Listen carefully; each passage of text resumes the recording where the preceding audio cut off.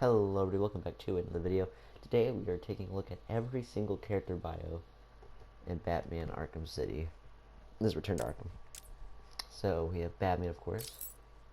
His real name is Bruce Wayne. He's the world's greatest detective.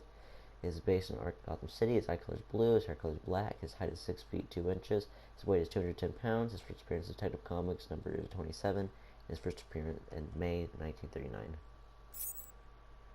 His parents were gunned down in front of him. Young Bruce Wayne resolved to rid Gotham City of the criminal element that took their lives. He trains extensively to achieve mental and physical perfection in addition to mastering martial art detective techniques and criminal psychology. Dressing as a bat to prey on criminals' fears, Batman fights crime with the aid of specialized gadgets and vehicles operating a secret base, the Batcave below Wayne Manor. He trained a physical and mental peak, arsenal of gadgets, vehicles, and advanced technology, a venture detective, genius level intelligence, expert in most known forms of martial arts, and trained in all aspects of criminology. Bruce Wayne.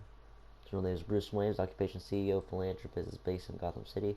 Eye color is blue, hair color is black, height 6 feet 2 inches, weight is 210 pounds. His first appearance in Detective Comics number 27 in May 1939. Born to a wealthy Wayne family, Bruce Wayne had an idyllic childhood. But after witnessing his parents' violent murder in Crime Alley, Bruce dedicated his life to battling criminals. He circled the globe for years, training his mental and physical abilities to their peak. Gotham City welcomed him home, not knowing the high society's favorite billionaire playboy is also Batman. Bruce has never been into politics, but Batman alone has not been able to stop Arkham City's construction, and so he has had no choice but to use his alter ego and invest millions to bring enough political pressure to bear the forces closer. He knows this ticking time bomb waiting to explode to the streets of Gotham. Billionaire playboy by day, Batman by night, Gotham's most eligible bachelor. Of Alfred, they made a model for him, nice. His real name is Alfred Pennyworth. His occupation is butler. He's based in Gotham City. Eye color is blue. His hair color is gray, formerly black. His height is 6 feet. His weight is 160 pounds. His first appearance was Batman number 16, April through May 1943. After a varied career, Alfred Pennyworth was employed as the Wayne family butler. When Bruce Wayne's parents were killed, Alfred raised the young orphan and reluctantly aided him in his quest to become the Batman. Alfred's many skills, ranging from cooking to combat medicine, make him Batman's staunchest ally, along with a formal demeanor that grounds the Dark Knight and deflects those who might otherwise suspect Bruce Wayne's true identity. He's a skilled actor, trained in emergency medical techniques, proficiency with mechanical and computer systems, expert in domestic sciences, unflappable manner. He has the Oracle. Her real name is Barbara Gordon. She's an information broker. Her based in Gotham City. Her eye color is blue, hair color is red, height is 5 feet 11 inches. Her height is her weight is 126 pounds. First appearance in Detective Comics number 359 in January 1967. The daughter of Gotham City's police commissioner, James W. Gordon, Barbara Gordon, was forbidden by her overprotective father from joining the JCPD. Instead, she took on the identity of Batgirl and was a crime-fighting partner of Batman for years, but it all ended when the Joker shot her through the spine. Paralyzed from the waist down and confined to a wheelchair, Barbara adopted the new identity of Oracle and now aids the Dark Knight with her computer expertise, providing Batman with a constant stream of information in the field to aid against his battle against crime. He's got idiotic memory, recalled everything she sees and reads, extensive headquarters in Gotham City's clock tower, high-level hacking and computer skills. There's Robin. His real name is Tim Drake. He's a student. He's based in Gotham City. His eye color is blue. His hair color is black. His height is 5 feet 2 inches. His weight is 170 pounds. His first appearance is in Batman number 436 in August 1989. Young Tim Drake was in the audience the night of the Flying Graysons were murdered, where he witnessed Batman leap to the scene. Inspired by Batman's heroics, Tim closely followed the chronicles of Batman and Robin.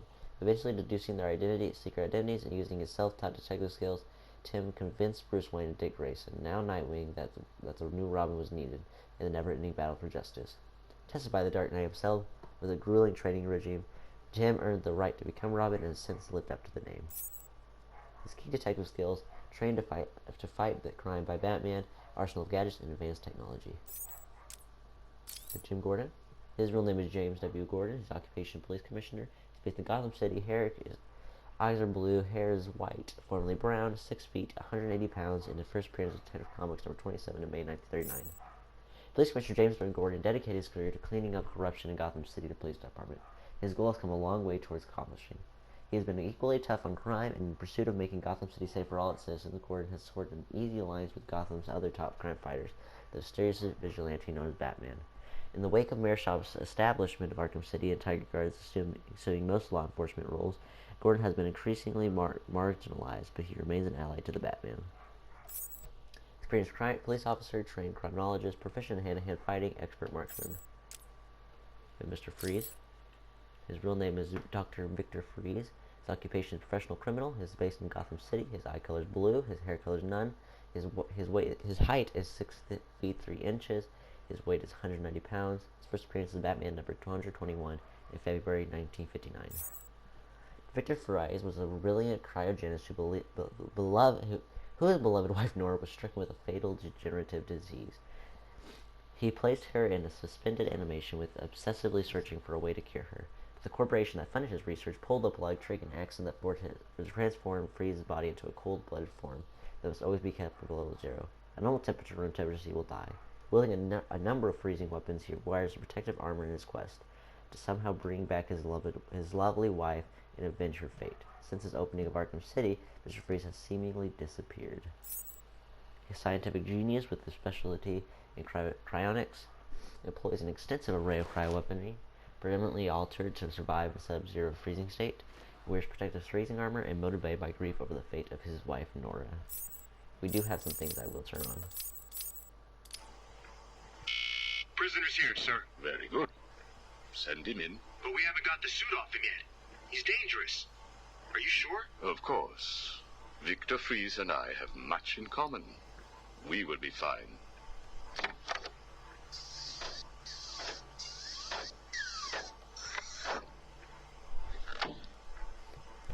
Welcome to my facility.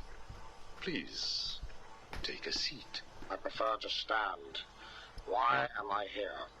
Oh, Victor, there will be plenty of time for that later. Right now, I wish to get to know you. Discover how you came to have such a frosty outlook on life. I have nothing to say to you. You may have taken my weapons, but my suit still has considerable offensive capabilities.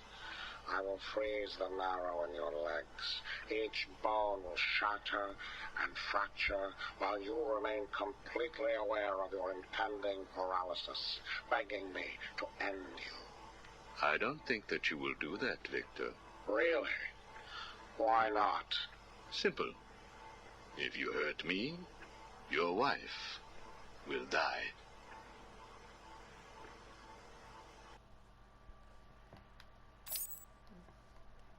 Where is she? Where is my wife? Nora is in safe hands. Now, let's discuss an incident from your childhood. No. Then this is over. Guard. Wait. What do you wish to learn? Your early years were troubled. I was not a sociable child, but that is all. Even your parents disowned you. They sent you away to a reform school, correct? They did not understand my work. Your work? According to a police report, you froze over a dozen of your neighbor's pets. I have always had an interest in cryonic preservation. I didn't understand why my parents allowed our sick pets to die instead of attempting to save them. So I set about finding my own way. I intended to revive all of those creatures. But you didn't. Which brings us to Nora.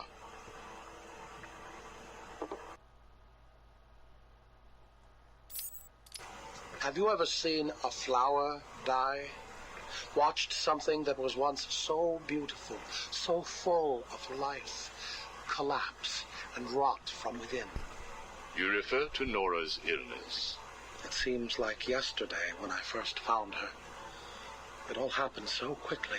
Suddenly, I was losing her. Did you seek help? What about your employer, GothCorp? I hid it from them, diverting resources from GothCorp's research in an attempt to find the cure. But in the end, I failed. Time was running out. I knew that if I was discovered, Nora would die. Why take that risk? Do you know what it is to love someone? To really love them? No. Nora was all I could think of. I reran the diagnostics, re-examined every detail from every angle, certain that I had missed something. I cursed myself for being so blind, so stupid. Surely there was a cure. I just needed more time. Then I realized what I had to do. I had worked without sleep for a week. My needs didn't seem important. Sleep didn't matter. Food didn't matter. There was only her. I looked at Nora and I told her that I loved her. She told me there was nothing I could do, that we should just accept fate. She smiled her beautiful smile as she said it. I promised to cure her. And then I pressed the button. You cryogenically froze her, keeping her on ice, so to speak, while you worked on a cure. It broke your heart, but now you had all the time in the world. Did you feel relieved? I went home and fell into a deep sleep. For the first time since we discovered Nora's illness, I dared to dream. But for weeks I had ignored my superior's attempts to contact me. The next morning I overslept. By the time I got to the lab, Ferris Boyle, the CEO, was there waiting. What did he do? He accused me of industrial espionage, which I denied. But then his guards found Nora. Boyle told me that, like all of my research, she belonged to him. I was enraged. I attacked him. His guards beat me back, and in the struggle, I was drenched by the cryogenic chemical I had created.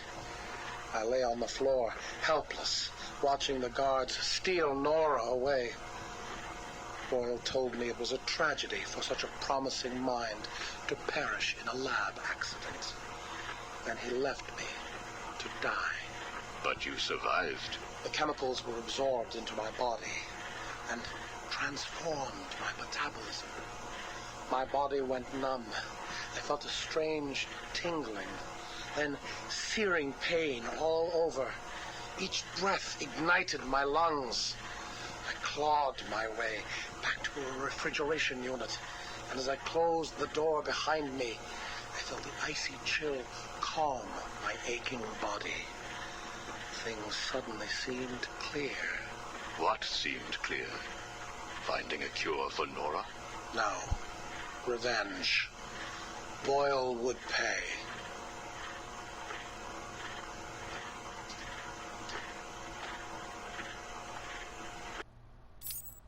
You failed to kill Ferris Boyle, though, didn't you? Yes. Why?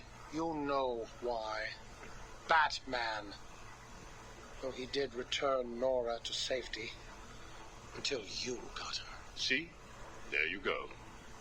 Blame me, blame your parents because you failed to revive the neighbor's pets. Blame Ferris Boyle for spoiling your plans to cure Nora. Blame Batman for stopping your revenge against Boyle. And now, your Nora is in danger. Because of you. No, Victor. Because of you. You have always had a heart of ice. You stole people's pets. You stole GothCorp resources. And since then, you've stolen so much more for your own selfish scientific inquiries. If you had shared your genius with others, devoted your energy to medicine instead of crime, perhaps your ice princess would be at home now, preparing you a hot meal instead of being delivered to the Joker. No! You could have saved Nora a long time ago, Victor. It's all for her. Everything. I will get her back. And when I do, I'm coming for you. Thank you. We are done now. Nora.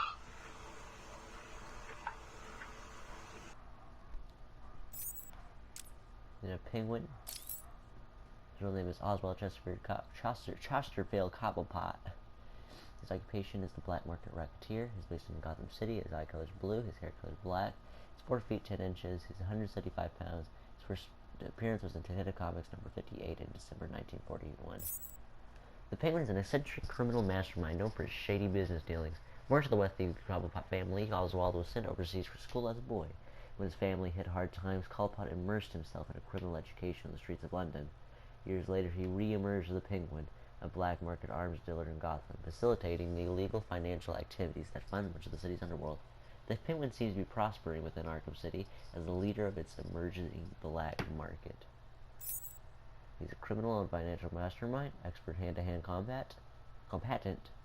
Really? Is he though? Is he an expert hand-to-hand combatant? Driven to prove himself, and employs various weapons. I'm only doing this as a courtesy, Strange. Don't think you've beaten me. I just thought we could both benefit from a little talk, Mr. Cobblepot. Don't try that psycho mumbo-jumbo with me, Strange. I'm not like the other crazies. Of course not. After all, considering the challenges you faced. Challenges? What freaking challenges? You're no better than me. No one is. I own this place. Well, to be clear, I allow you certain freedoms, but let's continue. Why do you feel the need to own anything? I believe it is a mechanism to compensate for some childhood inadequacy. You were friends with the Waynes, correct? I was. Till someone did the world a favor and blew the brains out of little Wayne's self-righteous parents. I was laughing for weeks. It still brings a smile to my face. And you think that's okay? Okay? No, I don't think it's okay. I think it's bloody hysterical. That family destroyed mine. What happened to them? Well, it couldn't have happened to nicer people. Take a seat, Mr. Cobblepot. What is it now, Strange? I wanted to talk about your apparent hatred of the Waynes. Your outburst last time was most interesting. Oh, it's simple, really. I don't like this snivelling little bastard. Look at him. All high and mighty because someone killed Mummy and Daddy. Most people look upon him with sympathy. No, they don't. They're jealous. Jealous of his money, his cars, his women. He lost the sympathy vote when he vanished for all those years. I can't tell you how much I hoped he was visiting his dear Mum and Dad. Where do you suppose he went? How am I supposed to know? Let us move on, then. No. It's time that you do something for me. And what is that? Here's a list. Told you, Strange. No more little questions until you give me what I want. Take a look, Mr. Cobblepot. Here is a purchase order for the various firearms you require. I must say, you chose an exotic selection. I only take the best. A wise strategy. So what's yours? Excuse me? What are you up to? Why would you give me of all people, guns, explosives, all this stuff? Arkham City is an experiment, Mr. Cobblepot. A new way of thinking. We've separated you from society, so I am more than willing to study the results if you all just decide to kill each other. Besides, your feud with the Joker is intriguing. I was here first. I bought my museum in the Iceberg Lounge fair and square. It was you and that mayor who stuck us all together. Again, you refer to owning things. Quite fascinating. I believe we gave you the opportunity to leave. And take over my turf. Never. Good evening, Mr. Cobblepot. I trust you received the second delivery. Yeah, I did. I don't know what you did to those dribbling monkeys, Strange, but they were perfect. I'm glad. It appears that we can both help each other. If you say so. I suppose it doesn't hurt that by the time I'm done with them, they're usually in too many pieces for anyone to know what you're really getting up to in those rooms of yours. I have no idea what you are talking about. Of course not. So, Hugo. The clown. She really dying?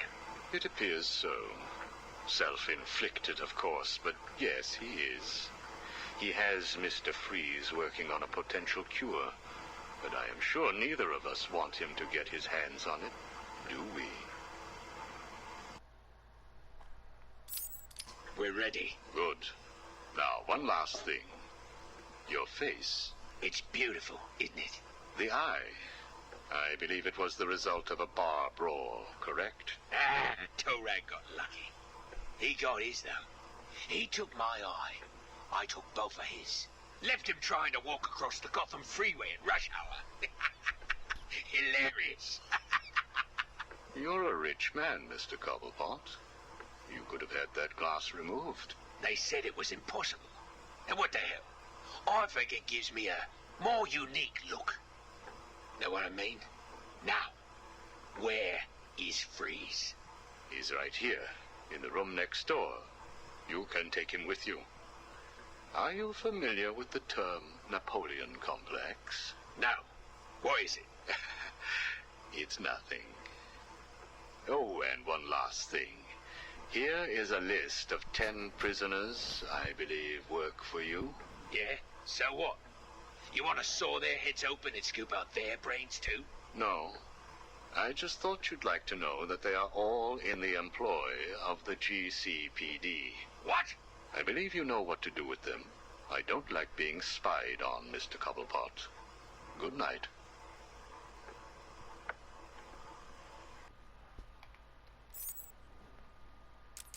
Of Hugo Strange. Hugo Strange. He's a psychiatrist. He lives in Gotham City. His eyes are gray. His hair is gray. He's 5 feet 10 inches, 180 pounds. His first appearance in Detective Comics, number 36, in February 1940. And famous psychiatrist Hugo Strange claims to have unique insight on the criminal mind from years of clinical study. He persuaded Mayor Sharp that the Arkham City project was the only way for Gotham City to eliminate crime and rogue vigilantes like Batman. Rumors persist that Strange is performing ethical dubious experiments on inmates without consent. But unless hard proof comes to light, the Gotham public is happy to credit Strange with their dramatically reduced crime rate. Strange knows that Batman will hunt him down. He's counting on it. Trained in physical perfection, brilliant of psychological analysis, extensive knowledge of psychoactive substances, obsessed with Batman and his Batman's secret identity, plagued by schizophrenic episodes. So we have, listen, I won't do the ones we've listened to. That was one of them. Harley Quinn. Her real name is Dr. Harleen Frances Quinzel. She's a professional criminal. She lives in Gotham City. Her eyes are blue. Her hair is blonde. She's 5 feet 7 inches. She's 140 pounds, and her first appearance is Batman Harley Quinn #1 in October 1999. An Arkham Asylum psychiatrist assigned to treat the Joker, Dr. Harleen Quinzel instead become obsessively fixated on her patient, believing herself to be in love with him. She helped him escape and took her own criminal identity as Harley Quinn, as a violent and unpredictable felon whose only motivation is achieving the Joker's approval. Because of his cruel and merciless nature, this in some way makes her just as other of these victims, albeit a very dangerous one. The Joker's tight overdose of Arkham Asylum, Harley's mind has further deteriorated. She is blindly determined to put a smile on his face, back on his face. She's prizing strength and stamina, superior gymnastic skills, and total disregard for human life. We have the Joker, the man himself. His real name is unknown. He's a professional criminal. He lives in Gotham City. His eyes are green. His hair is green. He's 6 feet. He's 160 pounds. His first appearance was Batman #1 in spring 1940. He's the self-styled criminal of crime, has no superpowers beyond a capacity for incredible violence and a skill at creating deadly mayhem. Since the encounter with the Dark Knight, the Joker's been transported to Arkham City. Eyewitnesses claim he's stricken with a serious disease, possibly caused by his tight overdose on Arkham Island. He's been lying low, delivering orders to Harley Quinn, so no one can confirm if the Joker is actually in poor health or playing another sick joke. He's an unrepentant homicidal maniac, surprisingly strong to hand-to-hand combatant, unknown past, employs various deadly weapons, including party gag items. He uses fatal toxin that stretches his victim's face into Joker-like grins. I can't. I listened to that one. You I have listen to this one missed call. Yeah, I don't think we listened to it. Ring, ring. I was just remembering when it first occurred to me. It was about 6 months after you left me on that rooftop back at the asylum. As the bones knitted back together, I had plenty of time to think. So how do you keep a secret from the world's greatest detective? Well, do you know? It's easy. You stick it right in front of him, right under his long, pointy nose, and wait. I hope you're doing your best here, Bats, because I've just had a horrible thought. We could both actually die here tonight. Fortunately, the odds are weighted in my favor, but just imagine how you'll feel if I'm gone. It's not like you're not lonely enough, right? All that brooding is not good for you, you know. Do you have someone to go home to each morning? And I don't mean that kid you drag across the rooftops. I mean someone real, someone you can talk to. I don't think you do. It's sad, isn't it? You do all this for Gotham, and the only person you can rely on is me. You have one missed call. Hey, been missing you. Get back to me. Laters. You have one missed call. Hello? I'm not sure that you got my call earlier. I'm just dying to speak to you. Call me, Bats. You have one missed call. Bats? Seriously? You're making me paranoid. Why aren't you answering my calls? You haven't gone and died on me, have you? You have one missed call. Look, I know you're not dead. I'm missing a group of my guys down under the tower. Guess that means you know about the guns already. Okay, I admit it, they're mine. Strange gives them to me, okay? Can we be BFFs again? You have one missed call. Maybe it wasn't you that took out my guys. All right, then. The message I left before, you know, the one I left about the guns, you can ignore it. Just delete it. You have one missed call. So long. Right. This is getting ridiculous. I've been leaving messages all night and you still haven't got back to me. Who do I need to kill to make you pick up? You have one missed call. And last, hey, Bats, where you been? I was just calling to find out how you're feeling. Are you getting the hallucinations yet? I know. It's hard to tell these days. You just never can tell if it's Scarecrow again, that little guy with the hat, my blood running through your veins, or if after all this time you really are actually going crazy. I think we listened to this. You have one missed call. Hey, Bats, are you okay? I'm sorry I had Harley steal your cure. You were so busy with Freeze that she didn't even have time to ask. But don't worry, as soon as that little minx is back here and I've had my share, I'll save some for you. You'll have to work for it, but it will be right here waiting for you. You probably won't believe this, but I don't really think I can sit back and watch you die. It's selfish, really, but we need each other. Life would be so boring without you. Who would I talk to? Who would really understand me? I don't even know. There was one I heard, but maybe it's just part of the game. Hello? Anyone in there? No sense of humor. Ah, the strong and silent type, eh? Think you're safe behind that mask? Give me 20 minutes and a can opener, and I'll have you whimpering like a schoolgirl. You might like it. That's enough, patient. Guard, leave us. Yes, sir. Good afternoon. My name is Professor Hugo Strange. And you are... Two-Face. Catwoman. Batman. We can play these games as long as you like. Great. I love games. Not in my facility, you won't. I'm offering you this opportunity to make a deal. I am fully aware of your condition. The last thing you have is time.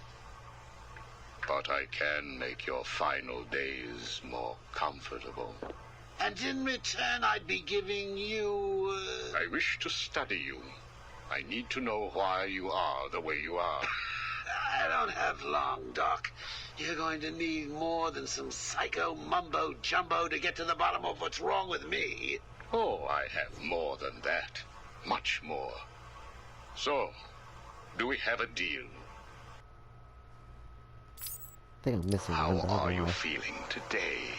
You promised me another doctor, Strange. Maybe you shouldn't have killed the one I sent last week.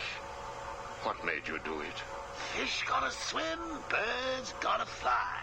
Besides, it was worth it to see the look on her face. Hey, you know what? I think I've got a piece of it here in my pocket. You are trying my patience. That was the third doctor you've killed. Well, keep on sending them, Doc. I'm trying to break my record. I think it is time for you to do something for me. Name it, Doc. Tell me how you came to be. Explain what made you what you are today. How you come to be sitting across the table from me, dying. Is that all? Well, I guess you could say I once had a very bad day. Really? Go on. It was a Thursday night. Things had been getting worse. I was 3 days from the bank foreclosing on my home. The chemical plant I worked nights at was about to lay off half the workforce. And I was sitting in the hospital, holding the hand of my pregnant wife, wishing to God that she wasn't dead. That must have been upsetting for you. Probably was.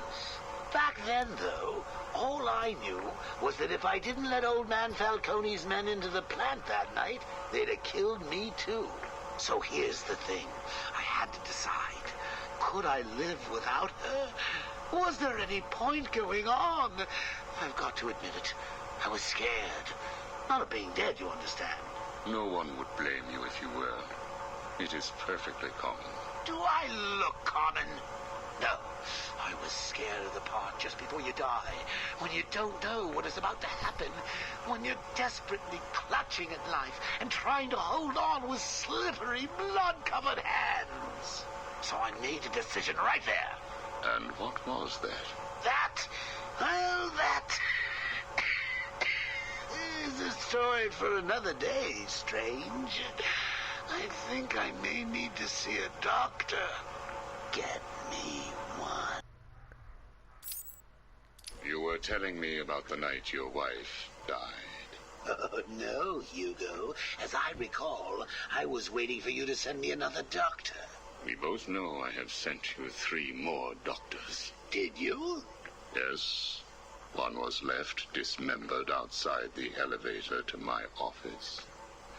The other 2 have not been seen since they were sent to you. How careless. Listen, Doc. Professor. Okay, Professor. I'll give you a little more.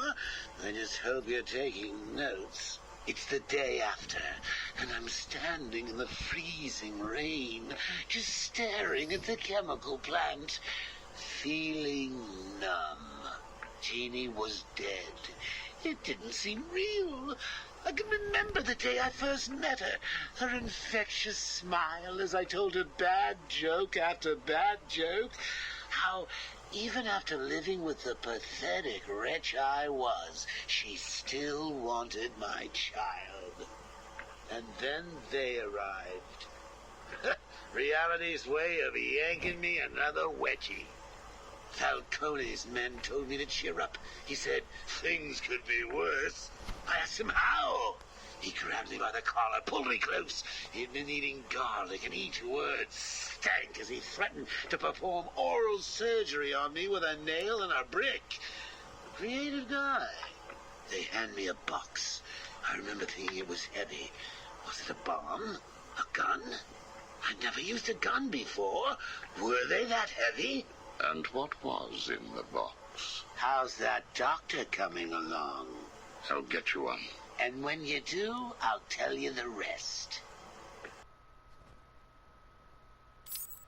You are looking a little better, yes. Well, I have my good days and bad days, but I do try and start each one with a smile.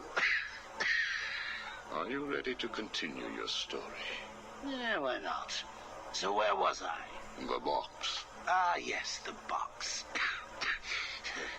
So there I was, tearing open this box, expecting the worst. And all it had in it was a crazy red dome and a cloak. I thought they were having a joke with me, but oh no. They made me put it on. They said it was a disguise. It would keep me safe. It smelled like garlic. And that was it, really. I was dressed up like a spaceman, barely able to see, trying to break into the one place in this town that had given me a job. Have you ever tried to walk with an enormous fishbowl on your head? Don't answer that. It's hard. I couldn't see where I was going. I must have tripped one of the alarms. I heard muffled gunfire. I panicked and tried to run. And then I saw him. Who? That man. Really? Yes, really. Batman tried to hit me. I moved out of the way, but, well, what you need to understand is I had this giant bowl on my head, and I lost my balance. It's like life, really. One minute everything's bad, and the next your wife's dead and you're hanging on for dear life, suspended over a tank of experimental chemicals. I'm sure he'd say he tried to save me, but we all know he didn't. I fell. For a second, just as I hit the surface, I thought I may just get away with this. I assume that wasn't the case. Do I look like I got away with it? Now, I think that on the Riddler one, yeah, there we go. I was missing a Joker one. I didn't pick it up. So make it like this. That's the last one. I was drowning. The chemicals were burning my skin. My entire body felt like it was on fire. And it was all his fault. Whose fault? Batman's? Who else? Yours? Come again? Let me tell you what I believe. I believe that you have fabricated a series of events that you use to conceal the truth about your condition. I have read 12 different accounts of your past. All different, except for one detail. Batman. What can I say? I like to keep things interesting. A wise man once told me that if you have to have an origin story, you're better off making it multiple choice. And never facing up to the truth of what happened. What you did. How you got here. Oh, I know exactly how I got here. A big truck brought me here from Arkham. You remember the asylum, don't you? Of course. Well, good. Because I'd hate to think that I'd fabricated seeing you watching me in my cell all those times. Excuse me? Hugo, you merry maniac. You were obsessed with me. You all were trying to get in here. Next thing you'll tell me it wasn't you who sent old Sharpie over the edge. Nice work, by the way. Thank you.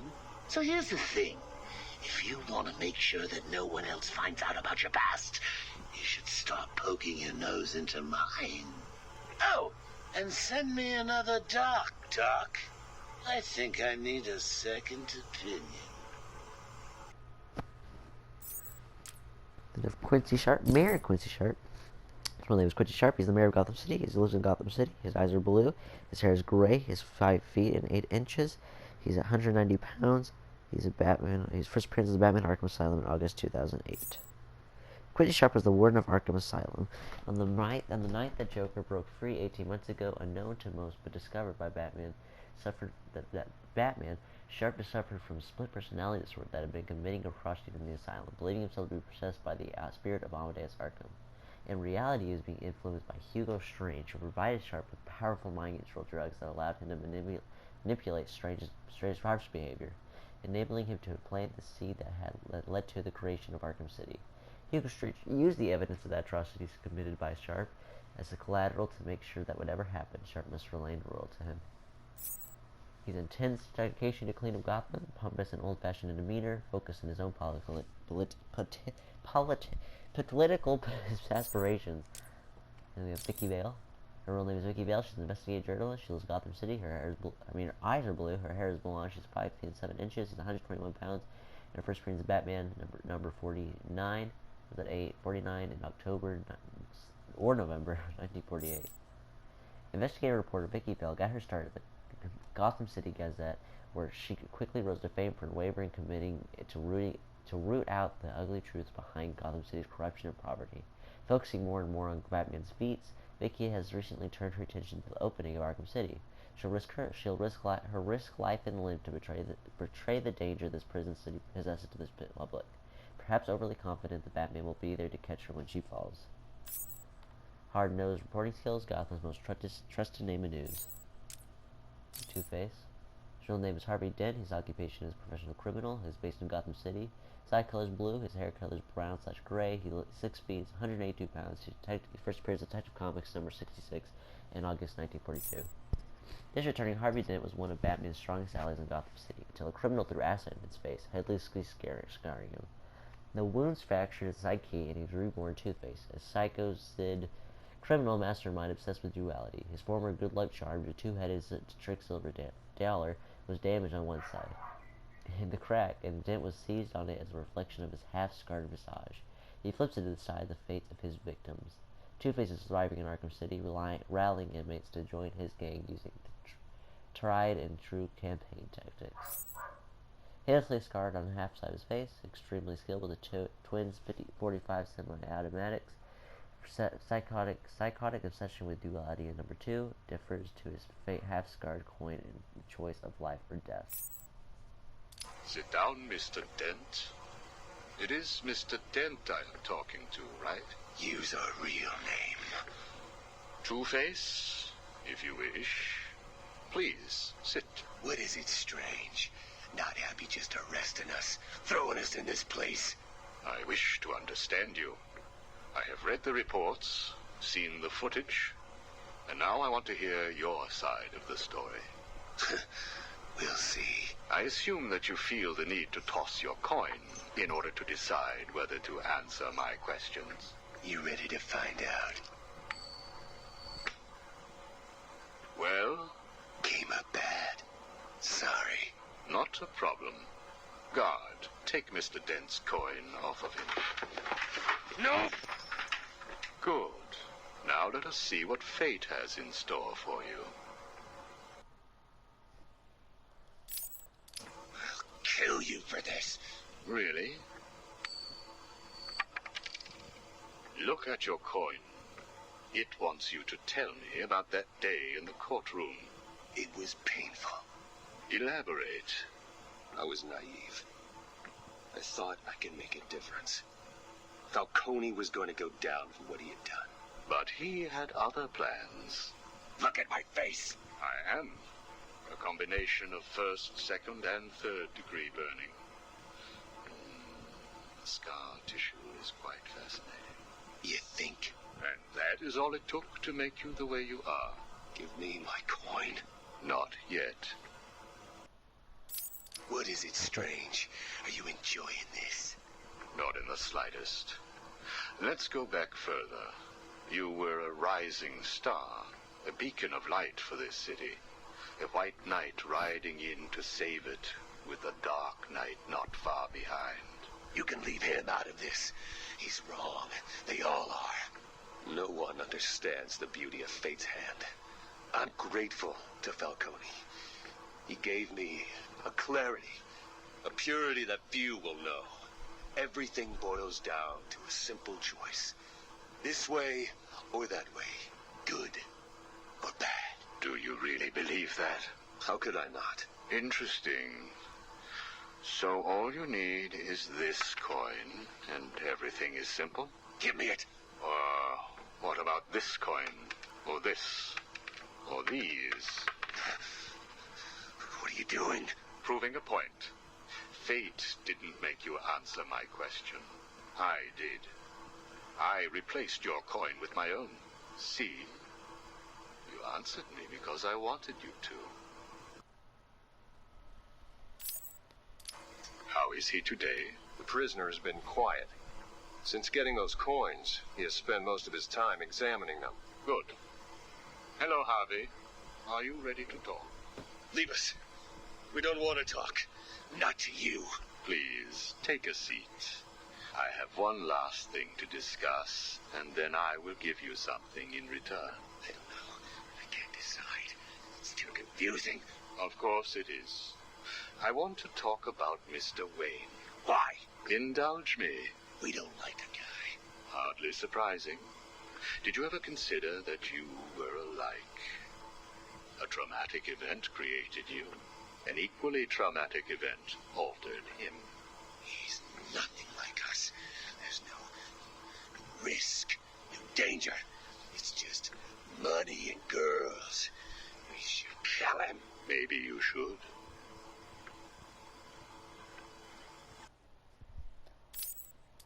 Listen to me, Harvey. I am going to give you a simple choice. This is your coin. Is it? Why should I trust you? It was your father's, correct? You know every inch of it. When you close your eyes, you can feel it, can't you? Give me it, please. I want you to understand what I'm about to tell you. You believe that this coin determines the fate of your world. I, however, believe that your condition has always been present. It was there before you were attacked, and it is still there now. You probably had headaches. Your wife found you unpredictable, scary sometimes. Give us it. I'm going to throw the coin in the air.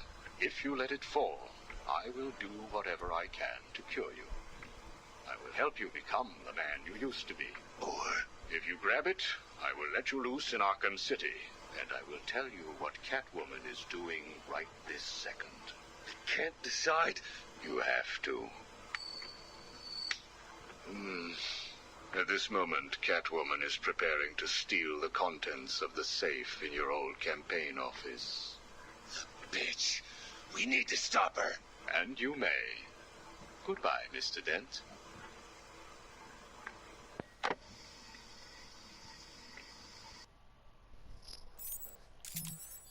Oh. You know. Where am I going? We have Ra's al Ghul. His real name is unknown. He's an international terrorist. He's mobile. His eyes are green. His hair is gray with white streaks. He's 6 feet, 210 pounds, and his first appearance as Batman number 232 in June 1971. Little is known about the early years of the nearly immortal Ra's al Ghul, leader of the League of Assassins, whose name means the demon's head. He has lived for many centuries through the Lazarus Pit. Mystical and alchemical proofs that restored his youth. A brilliant master of strategy and organization, Ra's goal is to save the Earth from eventual ecological devastation by destroying most of its population. He recognizes Batman as both a worthy foe and a possible ally, except that Batman cannot accept Ra's despotic worldview. To bring Batman to his side, Ra's decided to overshade a relationship between Batman and his beautiful daughter, Talia al Ghul. He's a genius, intellect, and strategist. He's superior strength and stamina, superb hand-to-hand combatant, nearly immortal thanks to the Lazarus Pit, and commands the League of Assassins. Talia al Ghul. Her real name is Talia al Ghul. She's an occupation as assassin. She's she's mobile. Her eyes are green. Her hair is brown. She's 5 feet 7 inches. She's 141 pounds. And first.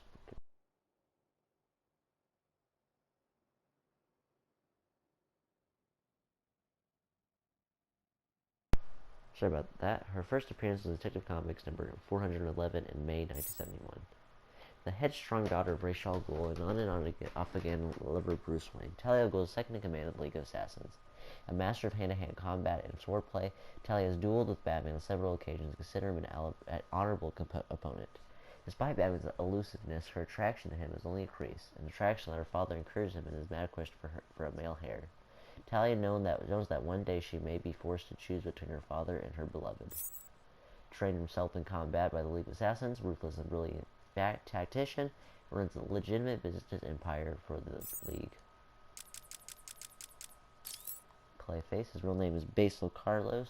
He's a professional criminal. He lives in Gotham City. His eye color is black. His hair color is none. His weight is 8 feet 2 inches, and his weight is 410 pounds. First appeared in Detective Comics number 40 in June 1940.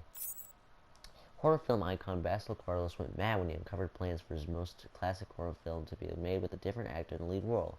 He took on the mask of the film's villain, Clayface, and killed several of the remake's cast and crew before stopped by Batman and Robin. Later, Carlos stole and injected himself with the experiments on compound transform into a mass living clay who can alter his composition to mimic anything or anyone.